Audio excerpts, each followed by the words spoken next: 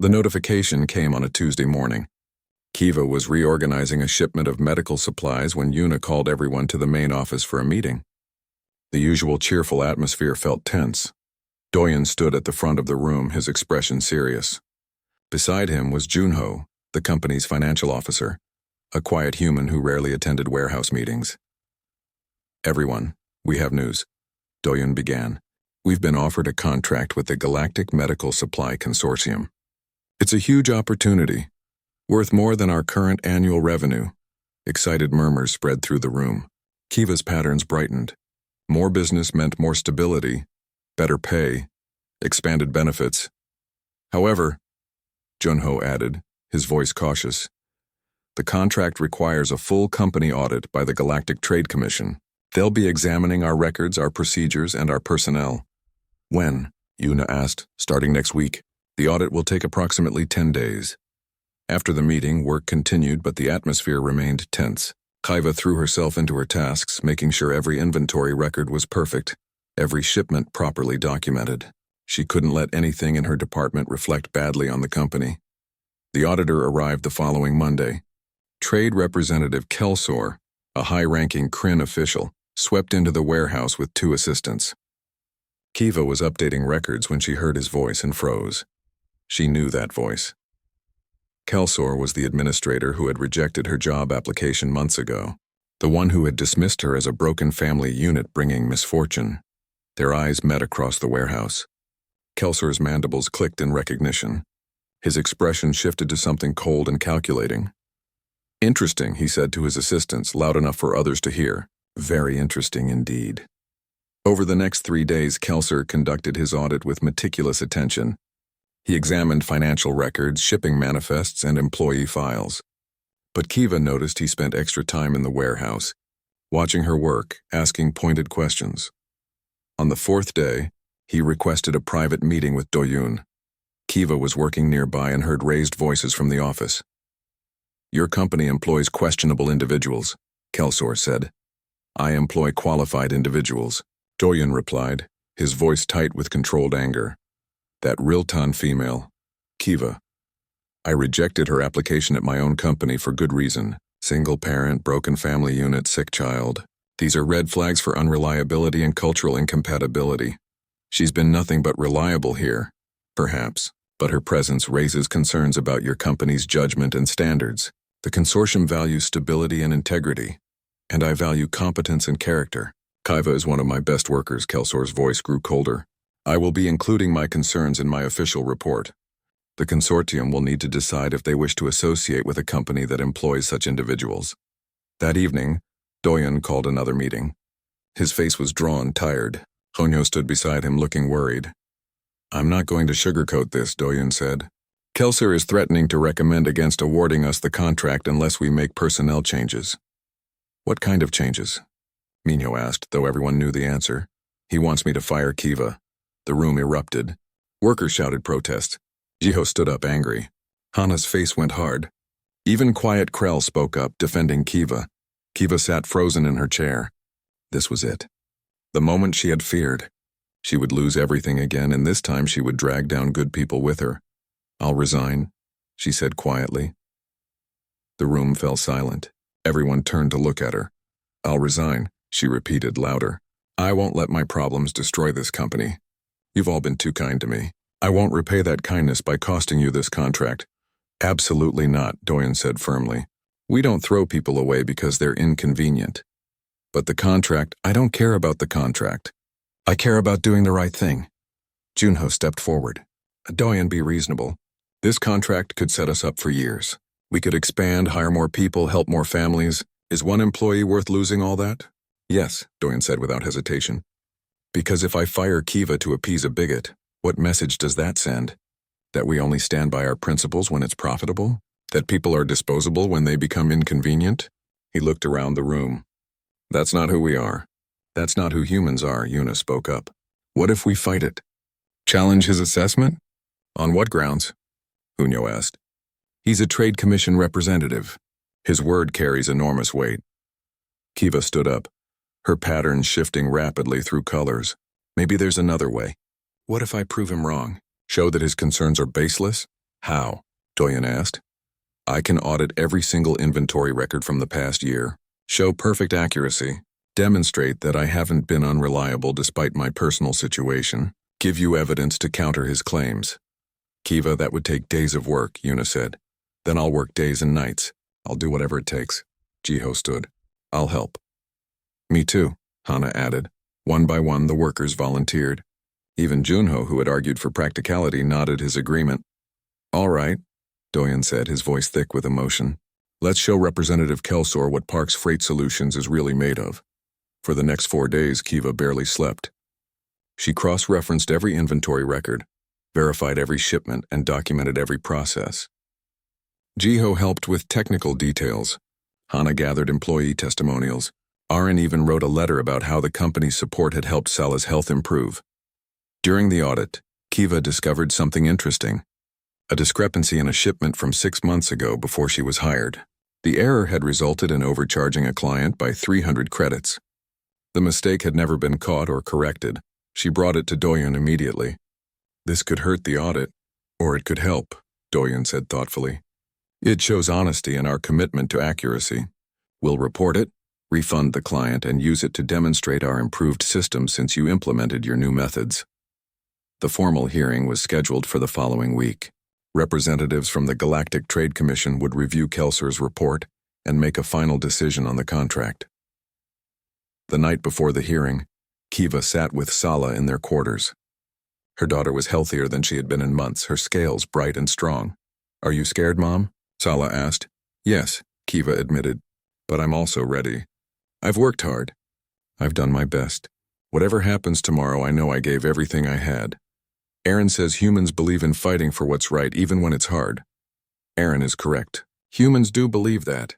Do you believe it now too? Kiva thought about Doyen refusing to fire her despite the financial pressure, about her co-workers spending days helping her prepare evidence, about being treated with dignity and respect when the rest of the galaxy had written her off. Yes, she said. I think I do. The next morning, Kiva dressed carefully. She polished her scales until they gleamed. She practiced controlling her bioluminescence so her nervousness wouldn't show.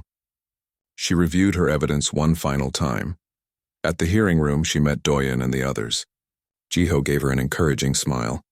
Hana squeezed her shoulder gently. Yuna nodded with respect. Ready? Doyen asked.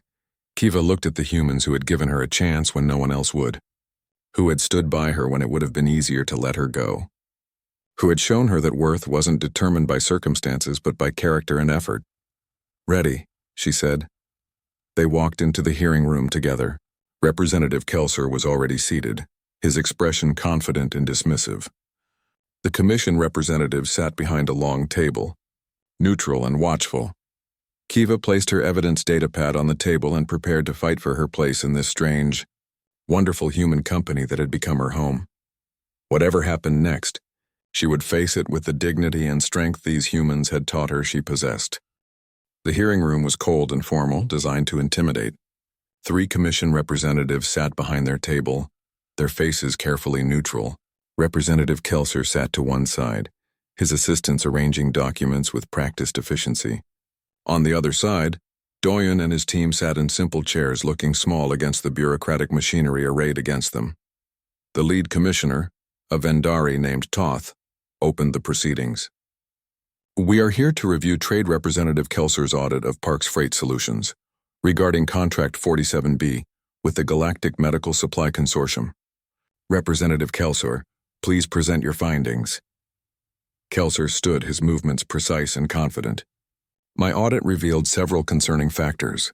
While the company's financial records are adequate and their shipping procedures meet basic standards, there are significant personnel concerns. He activated a holographic display.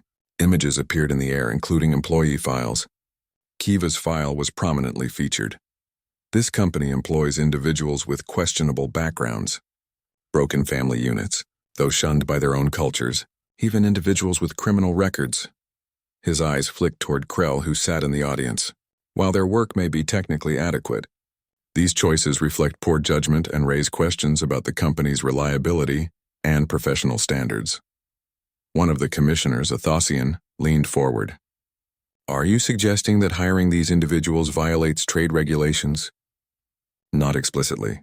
However, cultural wisdom from multiple species suggests that such individuals bring instability.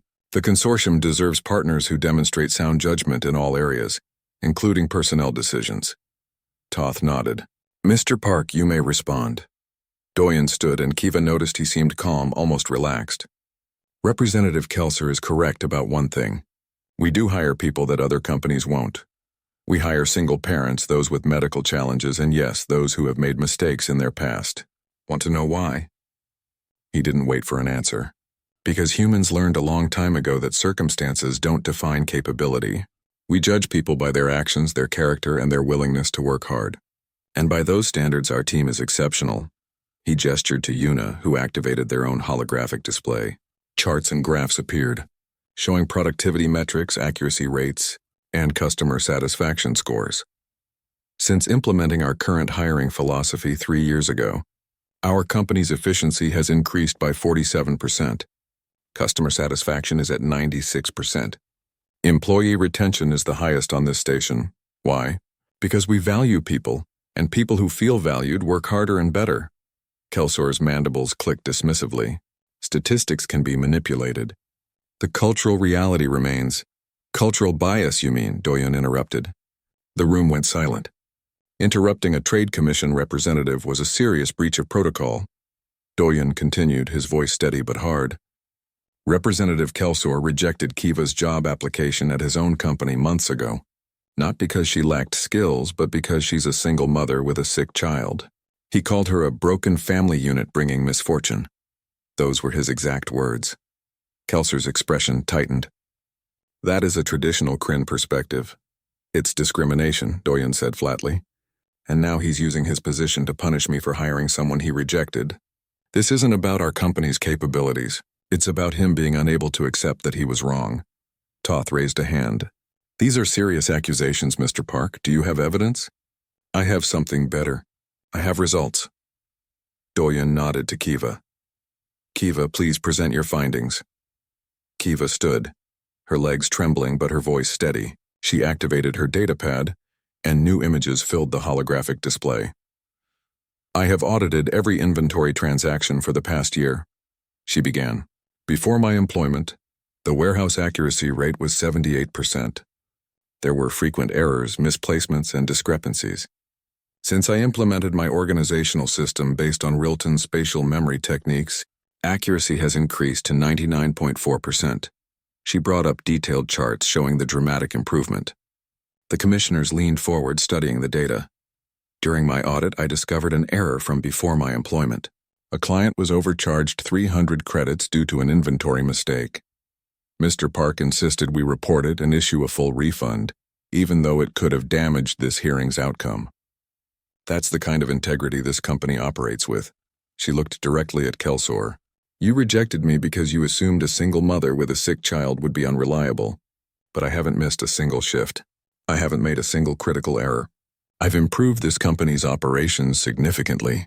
Your assumptions were wrong. Jiho stood from the audience. I'd like to speak. Toth nodded permission. My name is Jiho. I'm the head mechanic. Before Doyen hired me, I was unemployed for 8 months. I had anger issues, a bad attitude, and no references. Every company on this station rejected me. Doyen gave me a chance anyway. Now I run a department that maintains a fleet of 15 cargo ships with a 98% uptime rate. He didn't just give me a job. He gave me a purpose. Hana stood next. I'm Hana, security officer. My brother owns this company.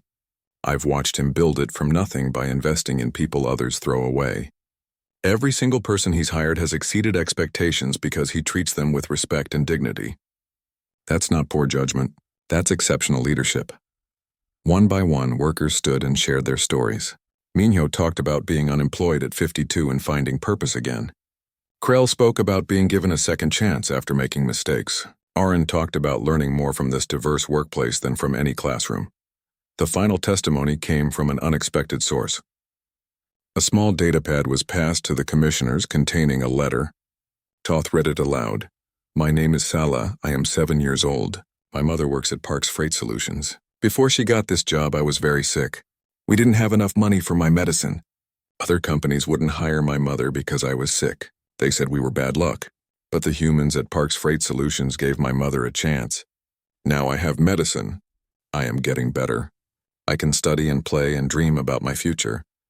The humans showed my mother kindness when no one else would. They are good people. Please don't punish them for being good. The room was silent when Toth finished reading. Even Kelsor seemed affected, his rigid posture softening slightly. The Thasian commissioner spoke. Representative Kelsor, you've served the commission for 12 years. Has anyone ever filed a complaint about your evaluation methods before? Kelsor hesitated. No, Commissioner. Then let me be the first. The Thasian pulled up his own datapad. I've been reviewing your past audits. There's a disturbing pattern.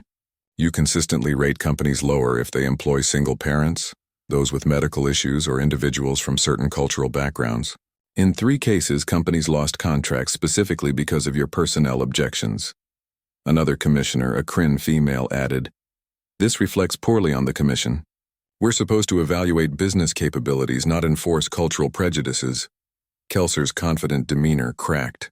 "I was following traditional values." "Your traditional values, not commission standards," Toth said firmly. "This hearing was supposed to evaluate Parks Freight Solutions' capability to fulfill a contract. Instead, it has revealed concerning bias in your audit process." He turned to Doyen. "Mr. Park, your company's performance metrics are exceptional. Your employee testimonials demonstrate strong morale and loyalty. Your financial records are sound. I see no legitimate reason to deny you this contract." Kelsor stood abruptly. "But the cultural implications are irrelevant to business capability," Toth interrupted. "This commission will not be a tool for discrimination. The contract is awarded to Parks Freight Solutions based on merit and demonstrated excellence." He looked at Kelsor with disappointment. "You will be suspended from audit duties pending a full review of your past evaluations. If this pattern of bias is confirmed, there will be consequences." Kelsor left the room without another word, his assistants hurrying after him. Toth turned to the Parks Freight Solutions team. "Mr. Park, I apologize for this process. Your company should never have been subjected to this scrutiny based on prejudice rather than performance." Doyen nodded, accepting the apology with grace. Outside the hearing room, the team erupted in celebration. Jiho hugged Kiva, forgetting her preference not to be touched, but she didn't mind this time. Hana was crying. Even Yuna smiled, a rare, genuine smile. Doyen pulled Kiva aside. "You did amazing in there. That presentation was perfect." "I just told the truth," Kiva said. Her patterns were cycling through happy colors, bright yellows and warm oranges. Sometimes that's the most powerful thing you can do. He paused. "We're going to be expanding because of this contract. I'd like to promote you to Senior Operations Coordinator. You'd be training new hires and overseeing warehouse operations. Interested?" Kiva's patterns flashed brilliant gold. Yes, absolutely." That evening, Kiva returned to her quarters where Sala was waiting. Her daughter ran to her, scales gleaming with health. "Did we win, Mom?" "We won, little light. We won." Sala hugged her tightly. "I knew you would. Humans always fight for what's right." The first 2 weeks at Parks Freight Solutions were the hardest days of Kiva's working life. Not because the job was difficult, but because everything was so different from what she expected. Humans, she discovered, did not follow the strict hierarchies she was used to. Doyen ate lunch with the warehouse workers. Yuna joked with the pilots. Everyone called each other by first names regardless of position or experience. It was strange and uncomfortable. "You're doing it again," Jiho said one afternoon. Kiva looked up from her datapad. She was cataloging a new shipment of components in the warehouse. "Doing what?" "Standing at attention whenever Doyen walks by. He's the boss, not a military commander. Relax. In Riltan culture, we show respect through formal posture. In human culture, we show respect through good work and honest communication." Jiho leaned against a crate. "You're doing great work, by the way. That new sorting method you suggested cut our retrieval time by 20%. Kiva's patterns brightened to pleased orange. She had noticed inefficiencies in the warehouse layout and suggested a reorganization based on real-time spatial memory techniques. She hadn't expected anyone to listen. "It was just an observation," she said. "A good observation. See, that's respect. You make us better. We appreciate it. No need for all the formal stuff." Over the following weeks, Kiva slowly adapted to human work culture. She learned that when humans asked, "How are you doing?" they actually wanted an answer. not just a formal acknowledgement. She learned that their laughter during work wasn't disrespectful, but a way to maintain morale. She learned that making mistakes was acceptable as long as you learned from them. The other workers helped her adjust. Hana, the woman who had given her the business card, worked as a security officer and often stopped by during her rounds. She brought Kiva small gifts, snacks from different cultures, and advice about navigating human social customs. Humans hug when we're happy or sad, Hana explained one day. Fair warning, you might get hugged here. Some people will ask first, some won't. It's meant as affection. Real tongues don't touch casually, Kiva said. It's too intimate. That's fine. Just tell people you prefer not to be touched. Humans are big on consent and boundaries. We'll respect it. Kiva met the other workers who, like her, had been given chances by Doyen. There was Minho, an older human who had lost his previous job due to illness and had been unemployed for a year before Doyen hired him as warehouse manager. There was a young Vexen named Krell who had a criminal record for theft, something he'd done to feed his family during a station food shortage. Doyen doesn't care about your past, Krell told her during a break. He cares about what you do now. I was honest about my record. He said everyone deserves a second chance. I've been here 3 years. Never stolen a thing. What if you had? Kiva asked. Then I'd be fired and probably arrested. But he gave me the chance to prove I wouldn't. That's the difference. The most surprising change was in Sala's health. With the company healthcare coverage, Kiva could afford not just the basic medication but the enhanced treatment. Within 3 weeks, Sala's scales began to regain their color. Her energy improved. She smiled more. Can I visit your work, Mom? Sala asked one evening. I want to see where you go every day, Kiva asked Doyen the next morning. He seemed surprised by the question. Of course she can visit. Bring her by after her lessons. We can probably find something fun for her to do. When Kiva brought Sala to the warehouse the following week, her daughter's eyes went wide. She had never seen such a large operation before. The workers, the ships, the constant movement of goods from across the galaxy. Jiho spotted them and walked over, wiping oil from his hands. This must be Sala, I'm Jiho. Sala hid behind her mother's Shai. But Jiho crouched down to her level and smiled. Want to see something cool? I'm working on a cargo hauler engine. It's got parts from 6 different planets. Sala peeked out, curious. Really? Really? Come on, I'll show you. Kiva watched as Jiho led her daughter to his work area, explaining the various components and what they did. Sala asked questions in her small voice, and Jiho answered each one seriously, treating her like a person worthy of respect. A young human woman approached Kiva. She looked barely out of her teens with bright eyes and eager energy. Hi, I'm Aaron. I'm interning here while I study galactic commerce. Is that your daughter? Yes, Sala. She's adorable. How old is she? 7 in Rilton years. About 9 in human equivalent. Aaron watched Sala chattering with Jiho. Does she go to station school? She has lessons 3 times a week. The illness makes full-time difficult. I could tutor her if you want, Aaron offered. I'm studying multiple languages and cultures anyway. It would be good practice for me, and she'd get extra learning time. Kiva stared at this young human offering help so casually. You would do that? Sure, I like kids. And honestly, it would help my studies. Win-win, right? Another human concept. Win-win. The idea that both parties could benefit from an arrangement. In most galactic cultures, transactions had winners and losers. Humans seem to genuinely believe in mutual benefit. That would be very kind, Kiva said carefully. Great. I can come by your place twice a week after work. Is that okay? Sala became a regular visitor to the warehouse. She and Aaron formed a quick friendship. The young human taught her galactic standard languages, basic mathematics, and various cultural histories. In return, Sala taught Aaron about Rilton customs and biology. Yuna, who had been coldly professional with Kiva at first, began to warm up. One day she pulled Kiva aside after a particularly successful inventory audit. You've exceeded every performance metric we set, Yuna said.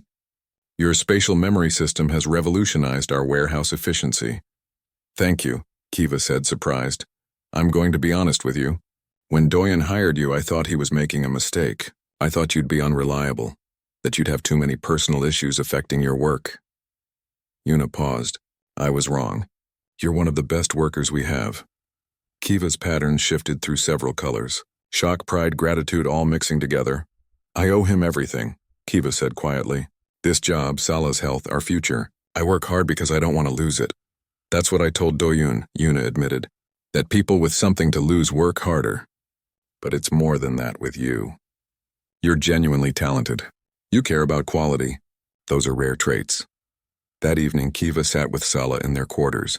Her daughter was doing homework from Aaron, her scales bright and healthy, her energy strong. Mom, why are humans so different? Sala asked. What do you mean? Aaron says humans believe everyone should get chances. But most species don't think like that. Why are humans special? Kiva thought about it. She thought about Doyun's kindness, Jiho's encouragement, Hana's friendship, Aaron's tutoring. She thought about being given dignity when others saw only shame. I think, she said slowly, humans understand something others don't. They know that circumstances don't define worth, that everyone has value if given the opportunity to show it. Is that why they're good at making friends with other species? Maybe. They see possibilities where others see problems. Sala smiled and returned to her studies. Kiva watched her daughter, healthy and happy, and felt a warmth spread through her chest. Her patterns glowed soft gold. For the first time in over a year, she felt like she had a real future. Not just survival, but an actual life, a place where she belonged, a community that accepted her. She thought about the garden bench where she had sat in despair just weeks ago, about the card Hana had given her, about the moment Doyen had offered her not just a job but dignity. Humans, she was learning, didn't just give second chances. They gave hope. And hope, Kiva was discovering, was the most powerful gift of all. Outside their quarters, the station hummed with its usual activity. But now Kiva was part of that rhythm. She had a purpose, a place, a path forward, and it was all because one human had decided she was worth the chance. Kiva stood outside the employment office, staring at her reflection in the glass door. Her skin patterns glowed a dull gray, the color of defeat. She had learned to control her bioluminescence over the years, but today it was hard to hide how she felt. This was her 9th interview in 2 weeks. 9 chances, 9 rejections. She pushed the door open and walked inside. The office smelled of recycled air and cleaning chemicals. A Kryn administrator sat behind the desk, his 4 eyes barely looking up from his data pad. Name and purpose, he said flatly. Kiva, I have an appointment for the warehouse position, she replied, keeping her voice steady. The Kryn's eyes finally met hers. His expression shifted slightly. You're Riltan. Yes, single parent. Kiva hesitated. She knew where this was going. Yes, I have a daughter. The administrator set down his data pad. I see, and your former mate? He left when our daughter became ill. Fading scale syndrome? Kiva nodded. The Kryn made a clicking sound with his mandibles, a gesture of dismissal in his culture. I'm afraid we cannot offer you the position. Our company values family stability. Broken family units bring misfortune. I'm sure you understand. Kiva's patterns flashed bright orange for just a moment before she controlled them. Anger. She swallowed it down. I'm a hard worker. I have experience in inventory management, and the decision is final. Good day. Kiva left the office without another word. Outside, she leaned against the wall and closed her eyes. The station around her buzzed with life. Aliens of dozens of species walked past, living their normal lives. None of them saw her. None of them cared. She checked her credit balance on her wrist device. 43 credits remained. Sala's medication cost 30 credits per week. Food, shelter, and basic needs cost another 40. The station welfare program gave her 60 credits weekly, but it wasn't enough. It was never enough. Her daughter was waiting at their small quarters in the lower levels of Port Velara 9. Sala would ask if she got the job. Kiva would have to see the hope die in her daughter's eyes again. The past 3 months had been like this, ever since her mate Torin had abandoned them. He took their savings, their shared status in the Riltan community, and their future. The illness had been too much for him. Fading scale syndrome was expensive to treat and brought shame to Riltan families. Better to cut losses and start fresh, he had said. The community agreed with him. Other Riltans on the station avoided her now. She was bad luck. A warning to others about what happens when bloodlines weaken. Kiva pushed off the wall and started walking. She had 2 more interviews scheduled for tomorrow. She couldn't give up. Sala needed her. She took a transport lift to the market district. Maybe she could find day labor work. Anything to earn a few extra credits. The market was crowded with vendors selling goods from across the galaxy. The noise was overwhelming, but it was better than silence. A Thausian merchant waved her over. "You looking for work?" Kiva nodded eagerly. "Yes, anything." The Thausian looked her up and down. "You're real tan. Can you lift heavy containers?" "Yes, I can. Single mother?" Kiva's heart sank. "Does it matter?" The Thausian's tentacles waved dismissively. "Can't have unreliable workers. What if your kid gets sick? You'll leave mid-shift." "Oh, thanks." Kiva walked away before he could say more. She wound through the market, asking at stalls, checking posting boards, doing anything to find opportunity. Every door closed. Every face turned away. By evening, she found herself at the station's public garden. It was a small space, barely 50 meters across, but it had real plants and a fountain. Sala loved coming here when she felt strong enough to leave their quarters. Kiva sat on a bench and put her head in her hands. Her skin patterns cycled through colors without her control. Gray, blue, dark purple, the colors of sadness and despair. Mom always said gardens are where people find answers, a voice said nearby. Kiva looked up. A human woman was tending to some flowering plants near the fountain. She hadn't noticed her before. "Sorry," Kiva said. "I didn't mean to disturb you." "You're not disturbing anyone. You look like you're having a rough day." "Rough month," Kiva admitted. She didn't know why she was talking to this stranger. Maybe because humans were rare on this station. Maybe because she had nothing left to lose. The human smiled. "Job hunting? How did you know?" "I've seen that look before. My brother runs a freight company here on the station. He's always looking for good people." The woman pulled out a small card and handed it to Kiva. "Parks Freight Solutions. Tell them Hana sent you."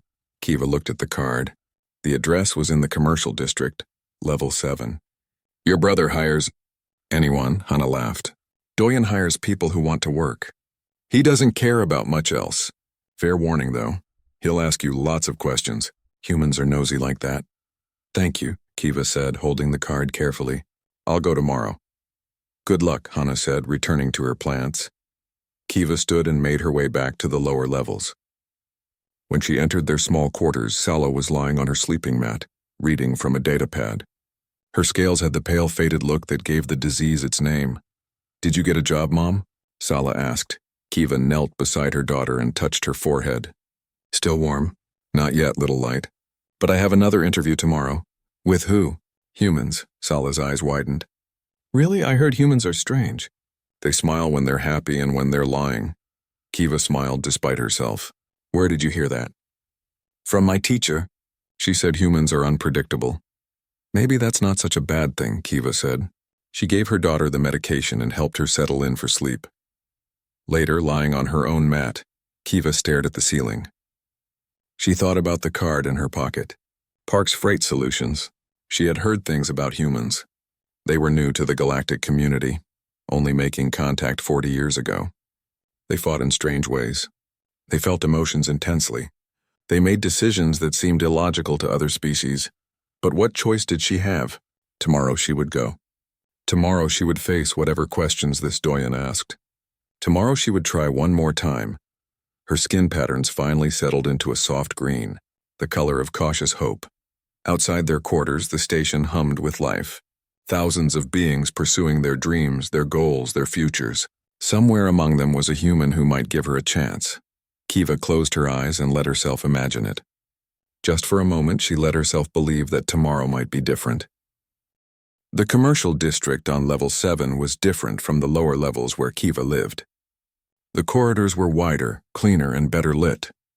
Businesses displayed their names in multiple languages, catering to the diverse species that worked on Port Valara 9. Kiva found Parks Freight Solutions between a vendory restaurant and a ship parts supplier. The entrance was simple, with a glass door and a small sign. Through the window she could see people moving around inside. Most of them appeared to be human. She checked her reflection one more time. Her scales were polished, her clothing was the best she owned, and her skin pattern showed a neutral pale blue. Professional, calm, not desperate. The lie of it made her feel sick. She pushed open the door and stepped inside. The office was nothing like the sterile corporate spaces she had visited before. Desks were arranged in clusters rather than rows. Papers and datapads were scattered everywhere. Someone had put up pictures of various planets on the walls. Music played softly from somewhere. A human woman looked up from a desk near the entrance. She had dark hair pulled back and sharp eyes that took in everything. "Can I help you?" the woman asked. "I'm here about the inventory position," Kiva said. "Someone named Hana gave me this address." The woman's expression softened slightly. "Hana, of course she did. I'm Yuna, operations manager. You have a resume?" Kiva handed over her datapad with her work history. Yuna scrolled through it, her face unreadable. The silence stretched on. Kiva's pattern started to shift toward gray. "You have gaps in your employment," Yuna said finally. 3 months here, 5 months there. "Can you explain?" "My daughter has fading scale syndrome. Sometimes I had to leave positions to care for her." "I see. And references?" "My previous employers. They didn't offer references." Yuna set down the datapad. "Because you're a single mother." It wasn't a question. Kiva nodded, waiting for the familiar dismissal. "Wait here," Yuna said. She stood and walked toward a door at the back of the office. Kiva stood awkwardly in the entrance. Other workers glanced at her curiously but didn't approach. A young human man rolled past on a wheeled chair carrying a box of tools. He gave her a friendly nod. Through the open door at the back, she heard voices. "Boss, she's got no solid references and huge employment gaps." "Did you ask her why?" A male voice, calm and curious. "Medical issues with her kid. She's real tan. Single mother. You know how their culture treats that." "Yeah, I know. Send her in." Yuna returned and gestured toward the back office. "Doyen wants to talk to you." Kiva followed her through the busy office space. Workers were loading crates, updating inventory systems, and coordinating shipments. It was organized chaos, everyone moving with purpose but also talking, laughing, and helping each other.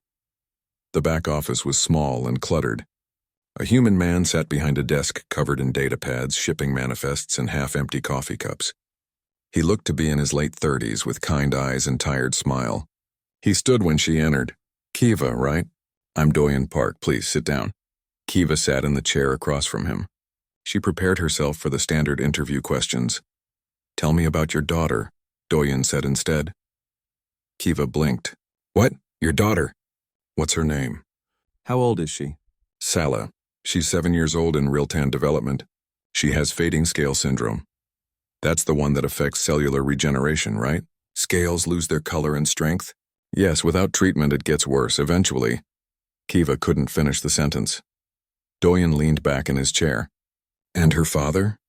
"He left when she was diagnosed." "He took our savings." "What a piece of work," Doyen muttered. "Sorry, that was unprofessional. But seriously, what kind of person abandons their sick kid?" Kiva's patterns flashed bright orange before she could stop them. Shock. No one had ever said that before. Everyone always assumed Torin had made the logical choice. In real-time culture, it's acceptable, she said quietly. The illness brings shame. Better to start fresh than carry bad bloodlines. "That's the stupidest thing I've ever heard," Doyen said. He saw her expression and held up his hands. "Not you. The culture. The idea that a sick child is shameful. Humans don't think like that." "I've noticed that humans think very differently about many things," Kiva said carefully. Doyen smiled. "True. Look, I'm going to be direct with you. You need this job, right? You need the money for your daughter's treatment." There was no point in lying.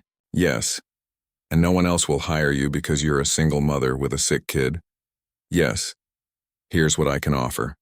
Inventory specialist position.